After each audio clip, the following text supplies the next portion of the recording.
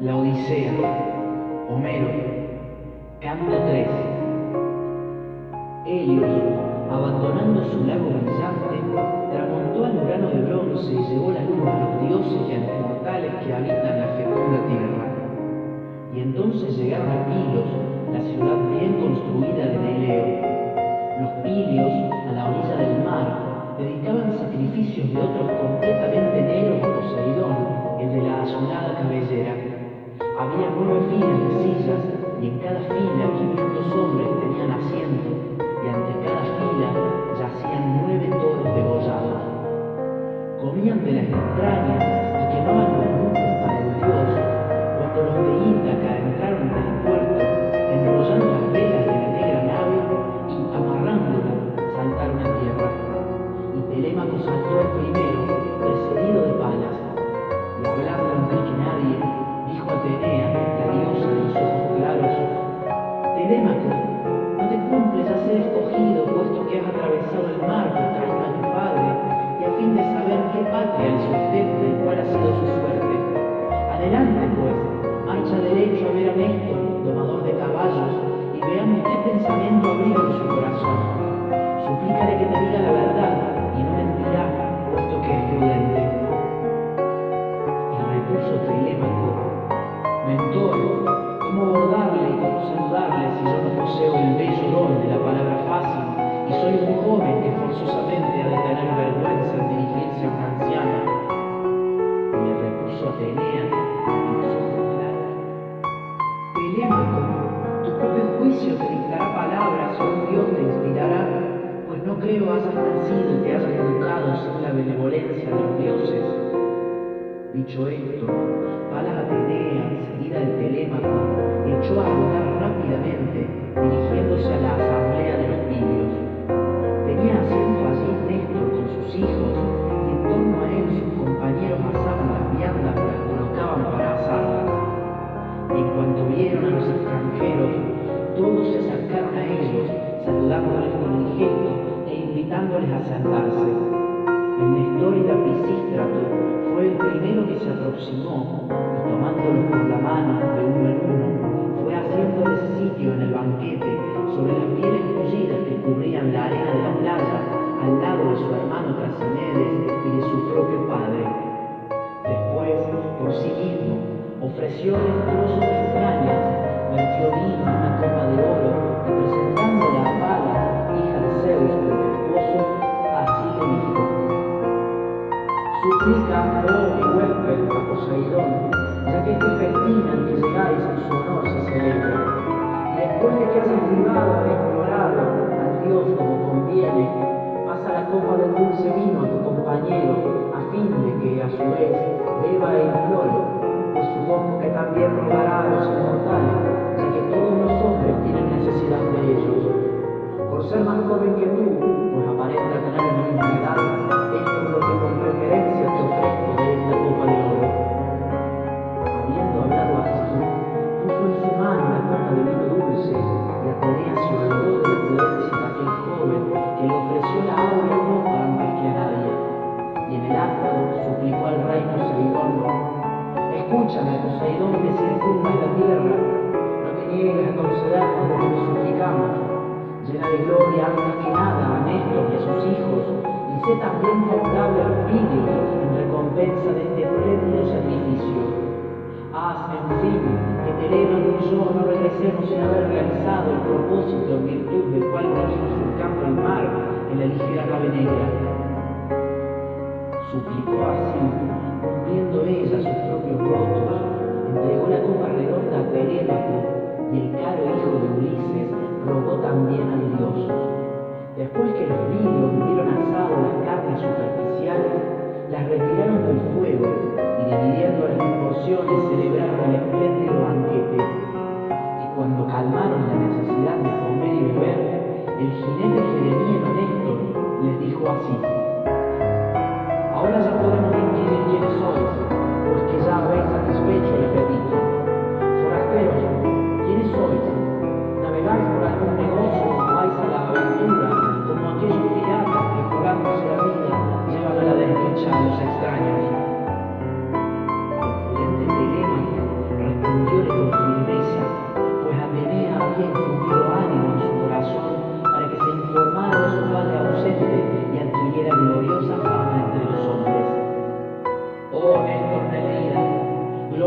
altísima de los aqueos, desea saber de dónde somos y voy al punto a decírtelo. Venimos de Ítaca, tendida al pie del Tello, y nos trae un asunto privado, que no público, del que voy a darte cuenta. Busco noticias de la inmensa gloria de mi padre, el preclaro y paciente Ulises, que otros días, según dicen, combatiendo contigo, destruyó la ciudad de Troya.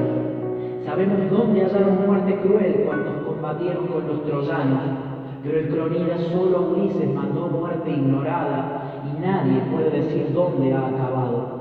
Si fue vencido en tierra firme a manos de sus enemigos, o si en el mar sobre la espuma de Anfítrite.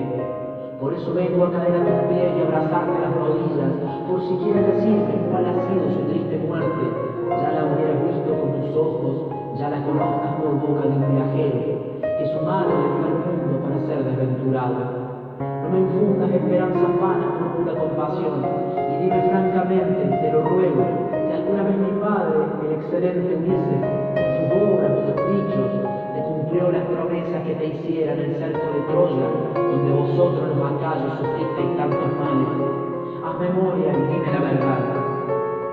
Y el jinete gereniano Néstor le respondió: oh amigo, me haces recordar las negras penas que los indomables hijos de Acaya sufrimos en el pueblo troyano, ya siguiendo la presa del botín a bordo de las naves del mar oscuro, conducidos por Aquiles, ya guerreando en torno a la gran ciudad del rey Príamo, donde tantos combatientes generosos fueron muertos.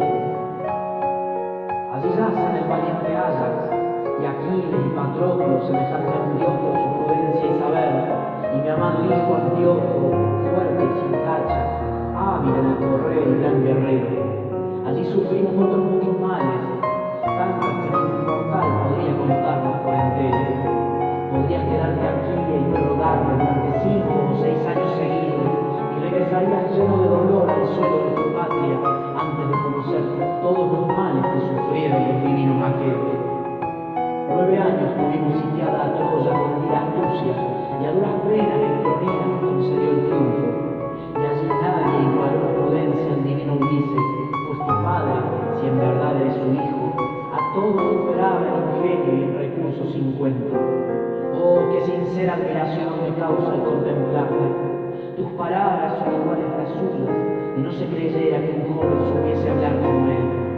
En el ágora o en el consejo, jamás el divino Ulises y yo discrepamos en punto, y siempre dimos a los aqueos las mejores normas, inspiradas en el mismo criterio y pensando con igual prudencia. Después, apenas destruimos la excelsa ciudadela de Troya, partimos en nuestras naves, donde Dios despertó a los aqueos. Sin duda, Zeus dispuso en su espíritu que fuera triste nuestro regreso, pues no todos fueron prudentes y justos, y había reservado un terrible designio para muchos de ellos, la cólera encendida de Atenea, la de los ojos claros, hija de un padre terrible que sembró la discordia entre los atridas. Estos convocaron sin prudencia y a destiempo a los aqueos al ágora, pues era al poner el sol, y concurrieron mareados por el vino y explicaron el objeto de la asamblea. Entonces Menelao aconsejó el retorno sobre el dorso de las aguas, pero esto no le pudo a Agamenón, que quería detener al pueblo y aplacar con sacros holocaustos la violenta cólera de Atenea. Y el insensato no sabía que era inútil pretenderlo, pues el espíritu de los dioses no cambia tan súbitamente. Y mientras los atridas en pie disputaban con airadas palabras, todos los aqueos de hermosas levas se levantaron contra aquel poseído, pues las dos encontradas soluciones tenían partidarias. Pasamos aquella noche cuidando propósitos fatales, pues se preparaba ya nuestra gran desventura, y al rayar la mañana lanzamos las naves del divino Piélago y embarcamos en ellas nuestro botín y las mujeres del puro talle. Y la mitad del ejército quedó al lado de la atrida Agamenón, y nosotros partimos en nuestras naves. Un día manso el mar donde habitan los monstruos, y tan pronto como arribamos a Tenedos, ofrecimos sacrificios a los dioses, anhelando llegar a nuestras casas. Pero Zeus, descontento sin duda, no quería nuestra vuelta y suscitó de nuevo una fatal discordia. Algunos, y entre ellos se contaba el ingenioso Ulises, lleno de divina prudencia, volvieron a Agamenón con el fin de complacerle.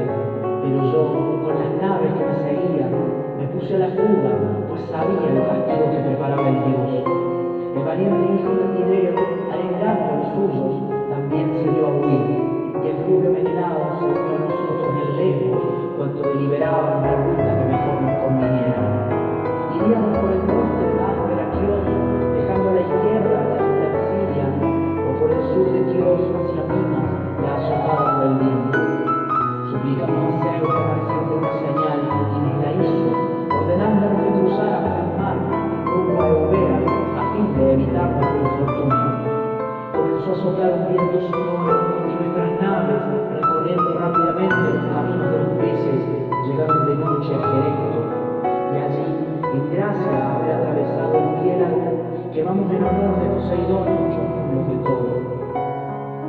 Al cuarto día, mi compañero Mentirida de Omedes, con sus naves simétricas, se quedaron en Argos, pero yo seguí mi camino hacia Pilos, sin que el viento me faltara, pues un dios propicio hizo que soplase. Así es como llegué hasta aquí, querido hijo, sin saber qué acaso se salvaron, ni quiénes tomaron con la muerte. Mas lo que oí referir, ya tranquilo en mi casa, es justo que tú lo sepas, y no te lo ocultaré un momento. Se dice que el ilustre hijo del magnánimo Aquiles regresó incólume, así como los mirmidones a quienes él dirigía y eran hábiles en manejar la lanza.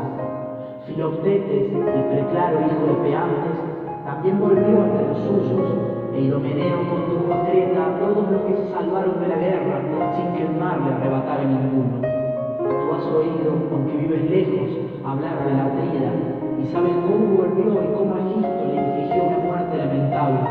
Pero el asesino fue muerto miserablemente, porque es muy bueno dejar un hijo que nos vengue. Y Orestes se vengó de Egisto, que había matado a su ilustre padre.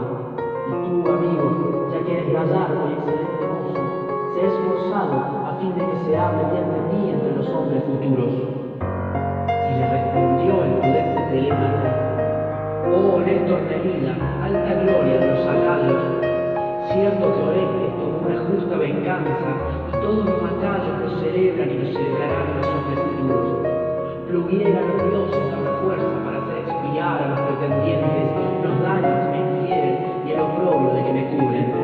Pero los dioses no son propicios a ampararnos, ni a mi padre ni a mí, y es preciso, por fuerza, sufrir pacientemente.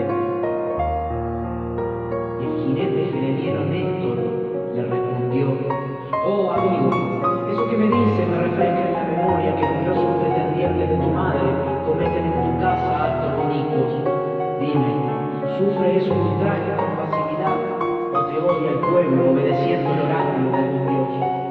¿Quién sabe si Ulises no castigará un día sus inicuas violencias, ya por sí mismo o ayudado por todos los pecados? Ojalá que Atenea, la de los ojos claros, te amara tanto como amó al glorioso Ulises en el pueblo de Troya, donde los acayos soportamos tanto mal, que yo no he visto nunca a los dioses cuidar tan manifiestamente a un hombre como Palas a Ulises. Y si quisiera cuidar de ti y protegerte, de ese modo más que de algún pretendiente abandonara sus deseos de bodas. Y el prudente Telémaco le dijo: oh anciano, creo que eso no llegará jamás. Las grandes cosas que tú auguras me turban y me llenan de estupor, pero no espero que se cumplan, aun cuando lo quisieran los mismos dioses.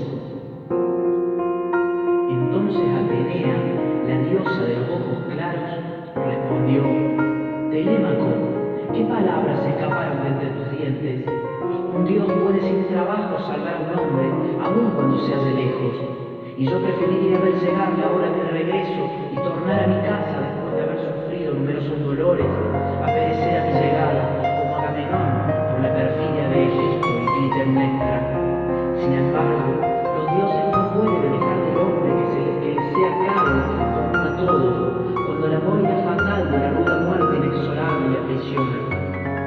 Y el prudente Telémaco respondió: mentor, no habremos más tiempo de estas cosas, aunque ello nos aflija. Ulises no regresará jamás, pues los dioses inmortales le han debido enviar la muerte y la negra Quer. Ahora quiero interrogar en esto, ya que él sobresale entre todos por su inteligencia y equidad. Oh Néstor Nelida,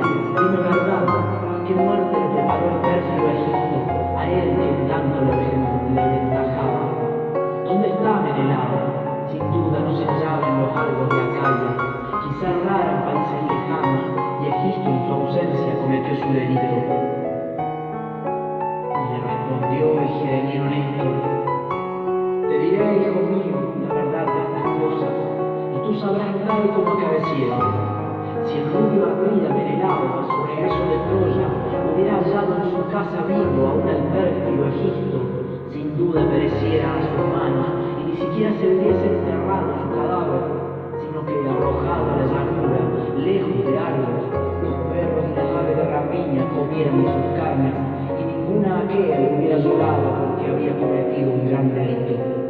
Pues mientras nosotros sufríamos ante ellos combates inúmeros, él, tranquilo en su retiro de Argos, fecunda en corceles, seducía con engañosas palabras a la esposa de Agamenón. Al principio, la divina Clitemnestra resistió a cometer la acción indigna, pues solía obedecer a muy honrados pensamientos y la acompañaba una Hera, a quien el Atrida, al salir por Troya, había confiado la guarda de su esposa. Pero cuando la Moira de los dioses hubo decidido que la Hera muriera, fue conducido por Egisto a una isla inhabitada, donde le abandonó y fue devorada por las aves de rapiña. Y entonces, animados los dos del mismo pensamiento, Egisto condujo a Clitemnestra a su morada, quemando numerosos mundos en los altares de los dioses y colgando ornamentos y vestidos de oro por haber acabado la gran empresa en cuyo éxito jamás pensó su alma. Y el Atrida y yo, navegando, veníamos de Troya, guardándonos mutua amistad, cuando al llegar a Surio, sagrado promontorio de los atenienses, Febo Apolo mató instantáneamente con sus dulces flechas al piloto de Menelao, Frontis Netorida, que en aquel momento manejaba el gobernalle, pues no le había más dispuesto entre los hombres para guiar una embarcación en medio de las furiosas tempestades. Y Menelao, aunque tenía un gran empeño en no interrumpir su viaje, se detuvo en la ciudad para enterrar a su compañero y dedicarle funerales. Después, reanudando su camino a través de las aguas sobre las abiertas naves, tocó en el promontorio de Malea, cuando Zeus, el de la voz tronante, oponiéndose a su ruta, extendió el soplo de los vientos sonoros que levantaron enormes olas del tamaño de montañas. Entonces se dispersaron las naves y parte de ellas dirigióse hacia Creta, donde habitan los quidones en las riberas de Dárdano. Hay allí, sobre las costas de Gortina, una roca escarpada y plana que emerge del mar sombrío. Allí el noto lanza las olas enormes hacia efectos a la izquierda del promontorio, y esta roca, aunque pequeña, rompe las grandes olas. Allí fueron a dar, y a duras penas los hombres escaparon de la muerte, pues las olas estrellaron las naves contra el roquero, y el mar y el viento empujaron hacia Egipto 5 navíos de azuladas proas. Y Menelao, amontonando riquezas de oro, vagó entre gentes que hablaban lengua extraña. Y mientras tanto, Egisto acariciaba en su casa el propósito malvado y asesinaba a la Atrida y dominaba el pueblo. Reinó 7 años en la rica Miquena, y al octavo regresó de Atenas el divino Orestes y mató al pérfido Egisto, al asesino de su ilustre padre. Y cuando le hubo muerto, ofreció a los argivos el banquete fúnebre en las exequias de su desdichada madre y del cobarde Egisto. Y fue aquel día cuando llegó Menelao, dueño de tantas riquezas como podían conducir sus naves. Y tú, amigo mío, no permanezcas más tiempo alejado de tu casa, ya que has dejado en ella tantos hombres audaces, no sea que consuman tus bienes y se repartan tu hacienda, pues entonces tu viaje fuera estéril. Yo te invito a unirte a Menelao, que ha llegado hace poco de tierras extranjeras. Le lanzaron a viaje por un piélago tan ancho, tan vasto y tan horrible, que los mismos pájaros tardarían un año en atravesar. Ve con tu nave y compañeros a buscarle, y si quieres ir por tierra, te daré carne y corceles, y mis hijos te conducirán a la divina Lacedemonia, donde vive el rubio Menelao, a fin de que le ruegues que diga la verdad, y no te mentirá, pues es prudente y sensato. Así habló. Helios se hundió en el ocaso y llegaron las tinieblas. Y la diosa Atenea, la de los ojos claros, le dijo: has hablado, oh anciano, muy discretamente, mas de lenguas y mezclar el vino, a fin de hacer libaciones a Poseidón y a los demás inmortales. Después nos iremos a nuestros lechos, pues es hora de dormir, que ya la luz bajó tras el horizonte, y no debemos continuar más tiempo en el banquete de los dioses, sino recogernos. De este modo habló la hija de Zeus, y todos obedecieron sus palabras. Los heraldos sirvieron el lavamanos, los más jóvenes llenaron de vino las cráteras y las distribuyeron a todos. Arrojaron después las lenguas al fuego e hicieron en pie las libaciones. Y hechas estas, y bebido cuanto su deseo apeteciera, Atenea y Telémaco, de consuelo, quisieron tornar a la nave abierta. Pero en el acto, Néstor les retuvo y les dijo: líbranos Zeus y los demás dioses eternos de dejarnos salir hacia vuestra ligera nave, alejándonos de mí, como si en mi casa no hubiera ropa, mantos ni colchas, para que mis huéspedes puedan dormir cómoda y dulcemente. Poseo, de verdad, numerosos mantos y hermosas colchas, y nunca pernoctará el caro hijo de Ulises a bordo de su nave mientras yo viva, o mis hijos queden en mi palacio para alojar y recibir a los forasteros que hasta él lleguen. Y respondió Atenea, la diosa de los ojos claros: tienes razón, querido anciano, y conviene que Telémaco se persuada de que obedecerte es lo mejor. Te seguirá y dormirá en tu palacio, y yo iré ahora a nuestra nave negra para dar órdenes a nuestros compañeros, pues me envanezco de ser el más viejo de entre ellos. Todos son jóvenes de la misma edad del magnánimo Telémaco, y le han seguido por pura amistad. Me acostaré en la nave negra y abierta, y al amanecer me llegaré a los magnánimos Caucones a cobrar una suma que me adeudan y que no es ciertamente despreciable. Y ya que Telémaco ha venido a tu casa, envíale acompañado, hijo tuyo, con un carro en el que tiren los más veloces y vigorosos de sus caballos. Dijo esto apenas, y Atenea, la de los ojos claros, desapareció convertida en águila, sobrecogiendo de estupor a cuantos la contemplaban.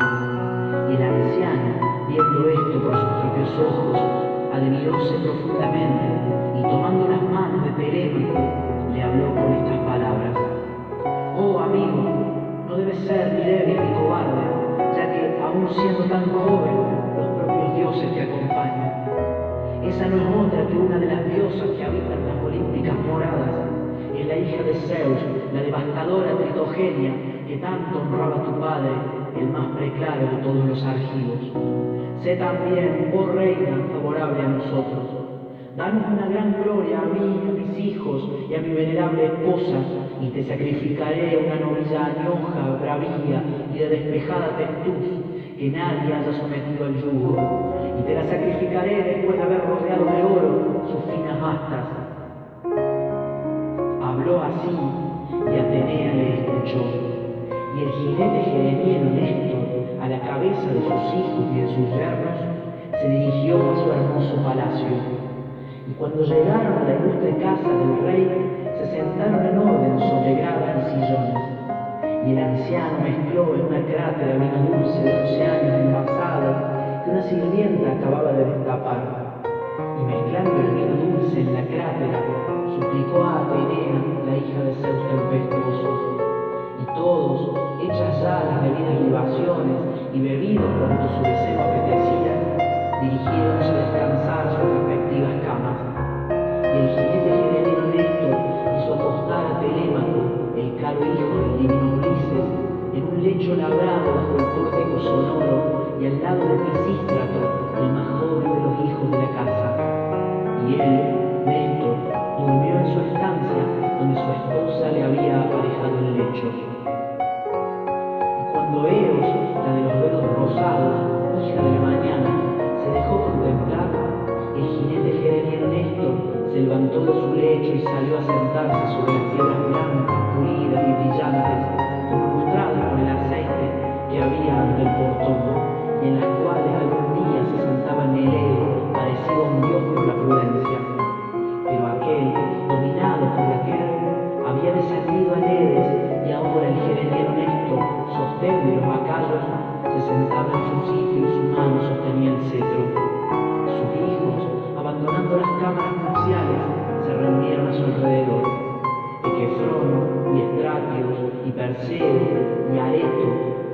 Trasimedes, y el héroe Pisístrato, que llegó el sexto. E hicieron aproximar a Telémaco, semejante a un dios, y el jinete gerebriano Néstor comenzó a decirles: queridos hijos míos, satisfaced enseguida mi deseo, a fin de que me haga grato sobre todos los dioses a Atenea, que se me ha mostrado visible del sagrado festino Poseidón.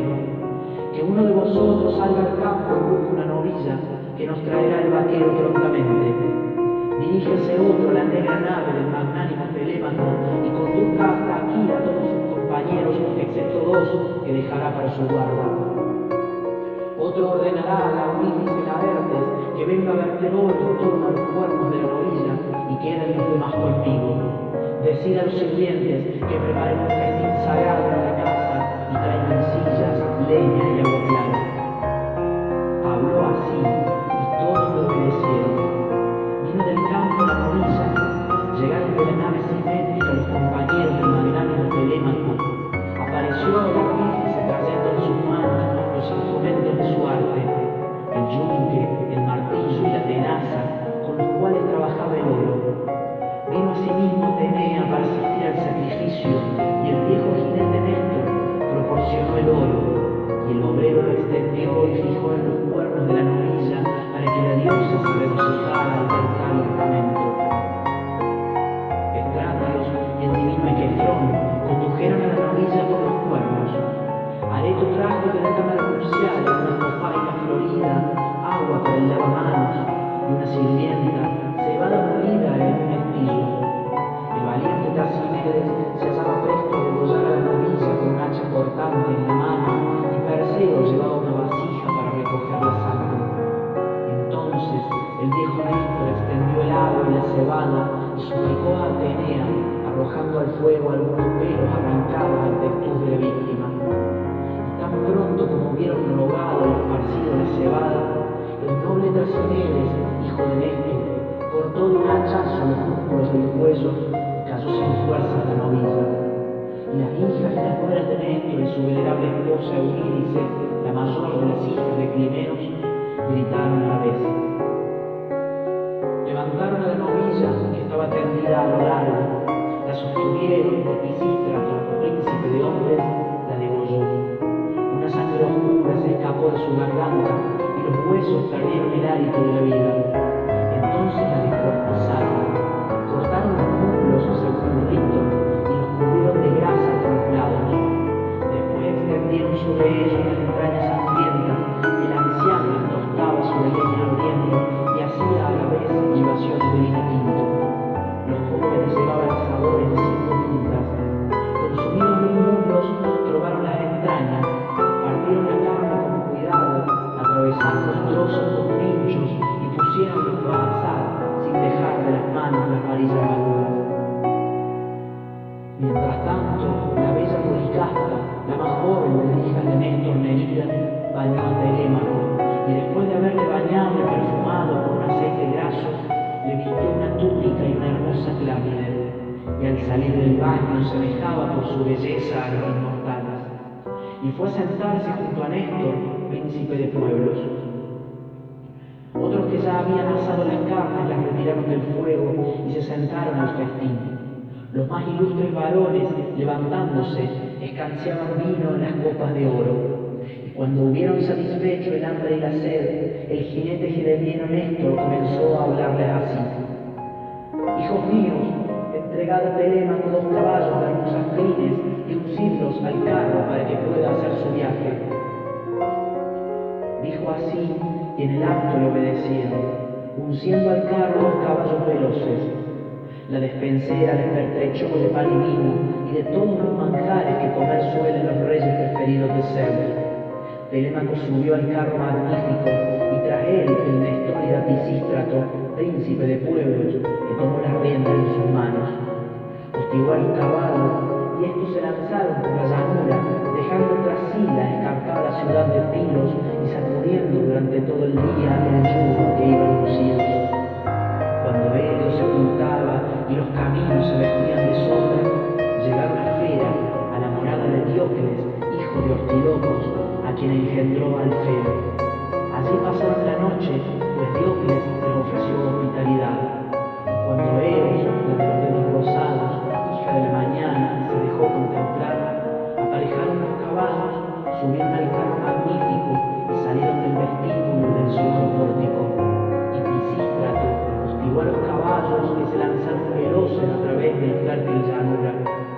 llegaron al